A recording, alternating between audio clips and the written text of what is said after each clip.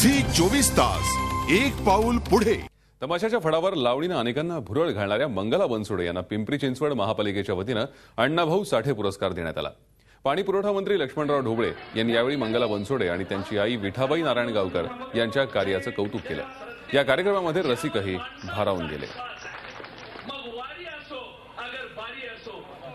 अचानक पोटात दुखायला लागलं, नाचत असतानाच पोटात दुखायला लागलं, पडद्याच्या पाठीमागे गेली, बाळंतीण झाली, करकचून पोट बांधलं, नाळ दगडानं तोडली। आता जो कैलास स्टेजवर आहे त्याची नाळ विठाबाईनं दगडानं तोडली। पुन्हा घंगरू सरसावले, टाळ्यांच्या कडकडाटात पुन्हा ती नाचायला उभी राहिली। 2001 ला महाराष्ट्र शासनातर्फे मला अण्णाभाऊ साठे हा पुरस्कार मिळाला होता। त्यानंतर आजच संधी आली आहे या पुरस्काराची।